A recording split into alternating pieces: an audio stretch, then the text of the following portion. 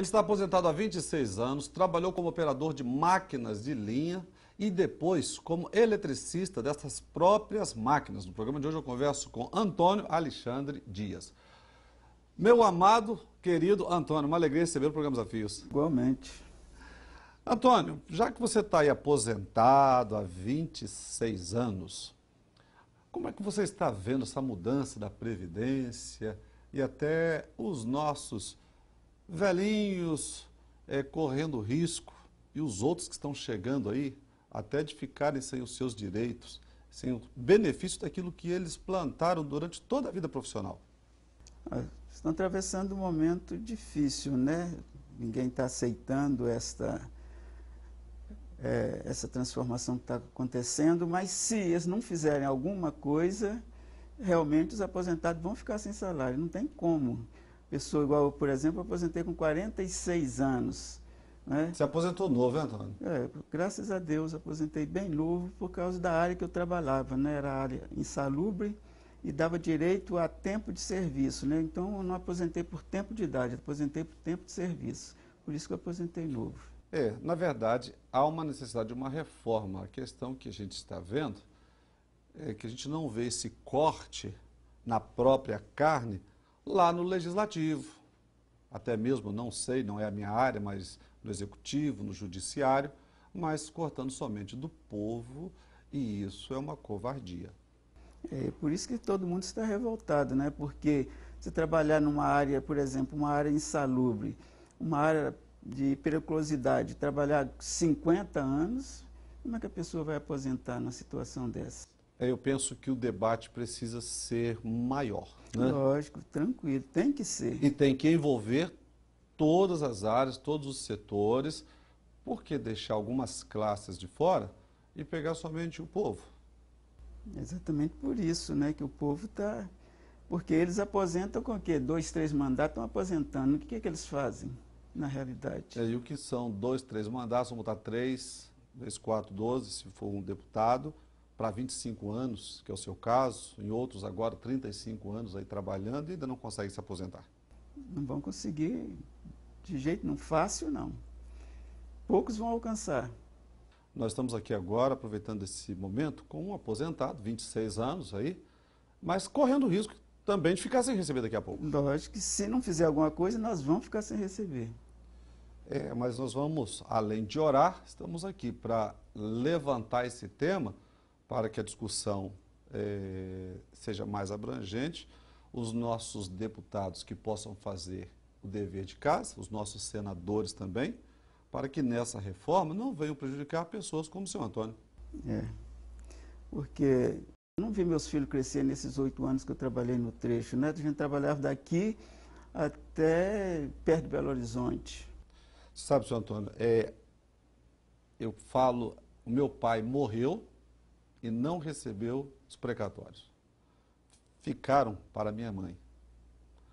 O que aconteceu? Minha mãe já morreu e também não recebeu todos os precatórios. Então isso é muito triste, a gente viver num país injusto, onde aqueles que ajudaram a construir a nação foram os maiores prejudicados. Precisamos orar muito pelo nosso país. E por falar em oração, vamos parar de falar de coisa ruim, vamos falar de coisa boa agora, Zé Antônio? Vamos lá. Não é? O nosso querido Antônio faz questão de expressar a fé em Jesus Cristo, e eu tenho conhecimento que você é um amante da leitura da Bíblia. Gosto demais. Não sei ficar... Eu coloquei no coração, fiz um propósito ali, né? Foi em 84, 85, de ler a palavra todo ano, que eu vi essa necessidade, né? E o senhor lê a Bíblia quantas vezes por ano? 2 vezes. Hoje, depois que eu aposentei, 2 vezes. De 92 para cá... Com 26 anos para cá, o senhor já leu a Bíblia 52 vezes. Sem falhar. Estou chegando agora... Hoje eu terminei Atos hoje. É mesmo? Todo 1º de dezembro, todo 1º de janeiro e 1º de julho.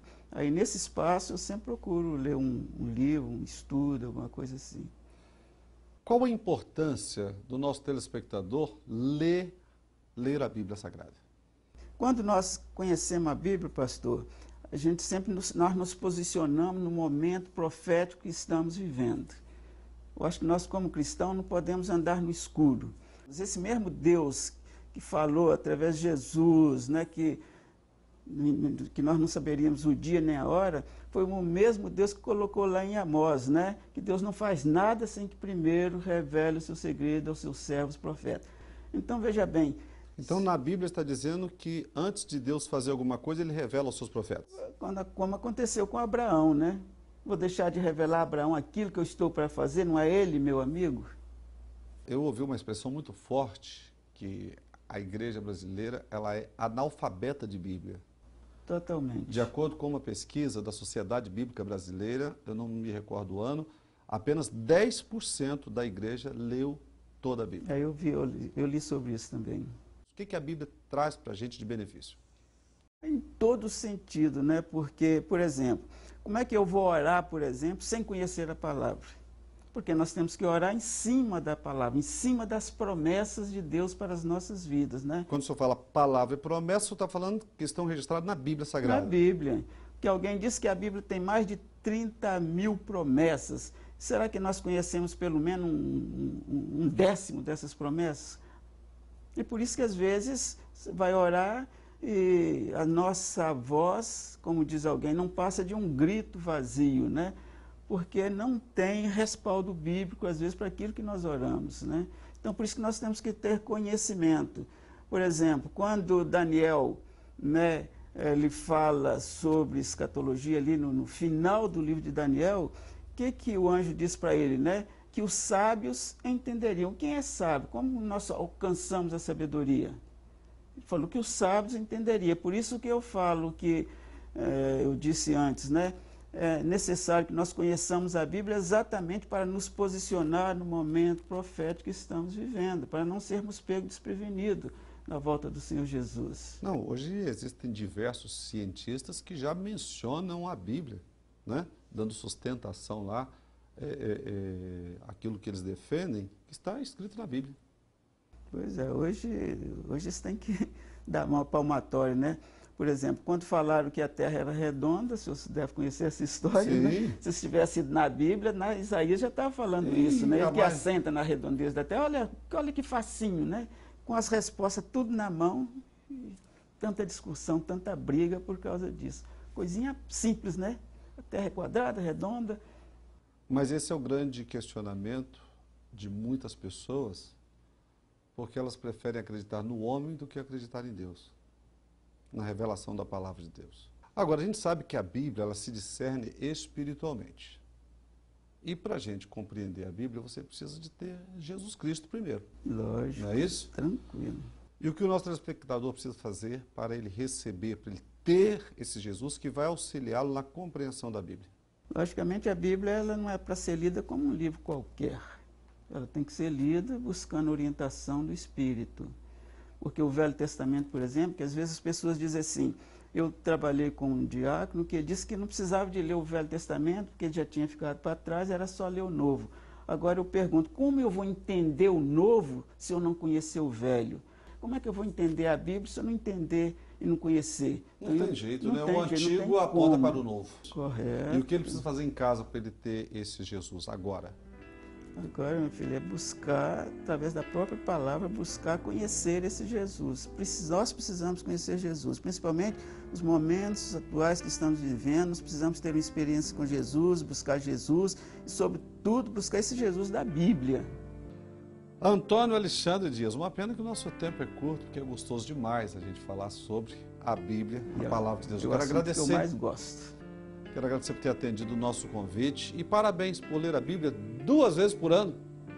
E o convite aí para que todos façam isso, né? Para você que está em casa, hoje eu conversei com Antônio Alexandre Dias, ele que está aposentado aí há 26 anos. Conversamos um pouquinho sobre essa nossa preocupação com os anciãos, com aqueles que trabalharam e fizeram desta nação este país bonito.